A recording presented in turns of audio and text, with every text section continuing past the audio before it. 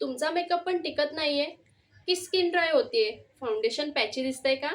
तर अजिबात टेन्शन घेऊ नका. मी हा व्हिडिओ खास तुमच्यासाठी घेऊन आली आहे, ज्याच्यामध्ये तुम्हाला कळणार आहे की मेकअप करण्याच्या आधी तुम्हाला स्किन प्रिपरेशनमध्ये कोणत्या-कोणत्या स्टेप्स घ्यायच्या आहेत, ज्याच्याने तुमचा मेकअप हा फ्लॉलेस, ग्लोइंग आणि लाँग लास्टिंग बनेल. तर वेळ न घालवता लगेच स्टार्ट करूया.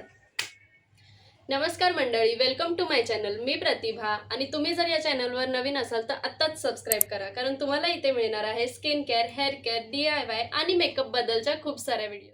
आणि आज मी तुम्हाला दाखवणार आहे सिंपल पण सुपर इफेक्टिव्ह असा skin preparation root. Step number 1. त्याच्यामध्ये तुम्हाला तुमचा फेस वॉश किंवा क्लिन्झर जे काही तुमच्या स्किनला सुटेबल असेल त्याच्याने तुमचा फेस वॉश करून घ्यायचा आहे, ज्याच्याने तुमच्या स्किनवरची डर्ट, ऑइल आणि स्वेट सगळा निघून जातो.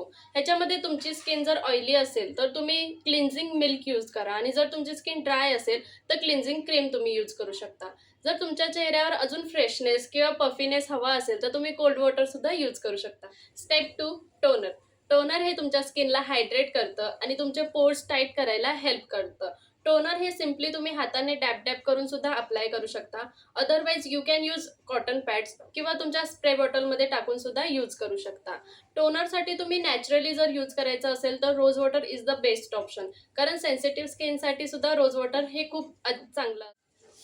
स्टेप 3. मॉइश्चरायझर. जर सगळ्यात कोणती महत्त्वाची स्टेप असेल तर ती आहे मॉइश्चरायझिंग. जर तुम्ही मॉइश्चरायझिंगच स्किप केलं तर तुमचा मेकअप हा नक्कीच खराब होऊ शकतो.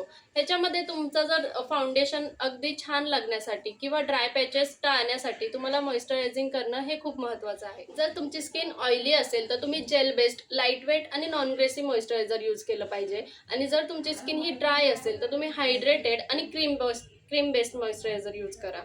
आणि मॉइश्चरायझर हे नेहमी तुमच्या नेकवर म्हणजेच मानेवर सुद्धा लावायचं अजिबात विसरायचं नाही. Step number 4. सनस्क्रीन. सनस्क्रीन ही स्टेप तुम्ही स्किप सुद्धा करू शकता, पण तुम्ही जर बाहेर जाणार असाल किंवा तुमचं शूट हे विंडोजवळ असेल तर तुम्हाला सनस्क्रीन लावणं हे खूप महत्त्वाचं आहे.